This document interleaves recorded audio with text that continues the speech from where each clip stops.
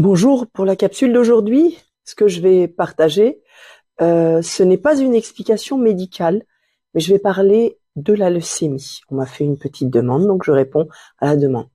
Alors, bien évidemment, dans ce cas de figure, la médecine, elle est indispensable et incontournable, je le précise. Je vais faire une approche avec le biodécodage. En fait, le biodécodage, lui, propose une lecture symbolique et émotionnelle qui, bien sûr, vient en complément et qui cherche à comprendre le sens biologique d'un symptôme. Pourquoi le corps a déclenché cette réponse à ce moment-là? Alors, la leucémie, en biodécodage, dans la base biologique et symbolique, c'est le rôle du sang, la clé de la compréhension. En biodécodage, le sang est associé à quoi? La vie, la transmission, l'appartenance au clan, le lien familial, la valeur de soi dans le groupe. Donc le sang, c'est ce qui me relie aux autres et à la lignée.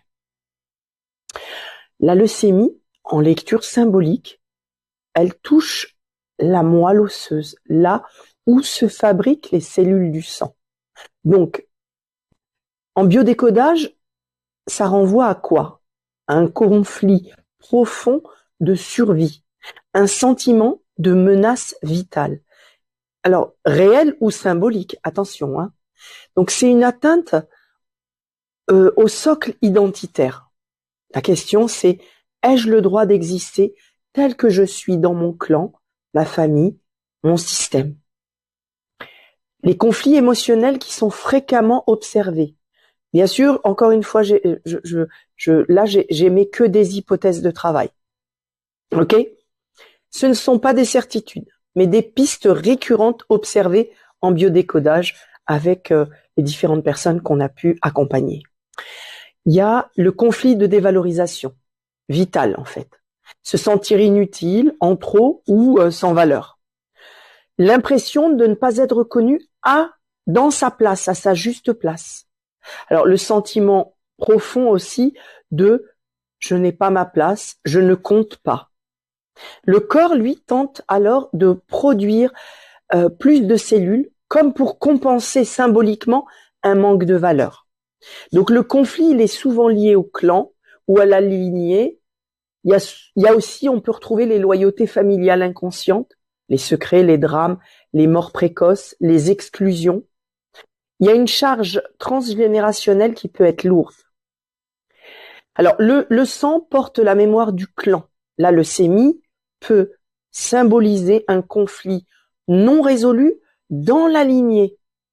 Et le corps, en fait, tente d'exprimer ce conflit non résolu. Alors ça peut aussi venir d'un choc émotionnel brutal ou répété. Alors on peut trouver assez souvent une annonce en fait qui est vécue comme une menace vitale, une séparation, un abandon, une perte, une peur intense et qui dure dans le temps. Pas forcément un truc spectaculaire. Parfois c'est super silencieux, mais c'est prolongé. Alors, on a cette impression d'impuissance totale. Ne plus pouvoir agir, ne plus pouvoir se défendre. En fait, être coincé dans une situation perçue comme sans issue. Donc là, le mental ne suit plus, c'est le corps qui prend le relais. Et quand le psychisme ne peut plus gérer, le biologique, en fait, s'exprime. C'est pour ça qu'on crée la maladie. Donc pourquoi le corps choisit cette voie? Le corps ne se trompe pas, mais il ne choisit pas consciemment. En biodécodage, la maladie est vue comme une adaptation biologique extrême face à un conflit perçu comme insoluble. La leucémie serait donc un signal d'alarme majeur, une tentative de survie, une réponse archaïque à un stress profond. Ce qu'il y a avant la leucémie. Souvent, on retrouve une longue phase de tension émotionnelle, par exemple, un vécu de résignation, un effondrement intérieur non exprimé, une grande, immense fatigue morale profonde. Le symptôme n'apparaît jamais par hasard, ni du jour au lendemain. Alors nous en thérapie, quand on accompagne des gens en plus de l'allopathie, c'est-à-dire le suivi médical. Attention, hein, ça ne se substitue pas au suivi médical. Je le précise et je répète, d'accord? Dans le travail que l'on fait en biodécodage, on promet pas de guérison. Ce sont des pistes de travail que l'on peut constater en plus de l'accompagnement médical. C'est jamais en opposition médicale, jamais, jamais, jamais. Donc nous, qu'est-ce qu'on va faire en biodécodage? On va identifier le conflit. On va tenter de savoir quand tout ça a commencé. Qu'est-ce qui s'est effondré à ce moment-là précis? Qu'est-ce qui n'a pas été dit, exprimé ou digéré?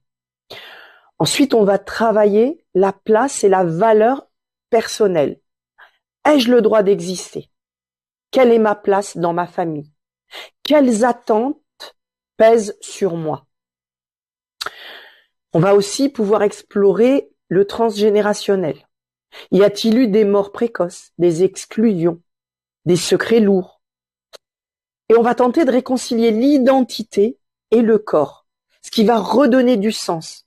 On va restaurer la sécurité intérieure et on va tenter de sortir de la survie permanente.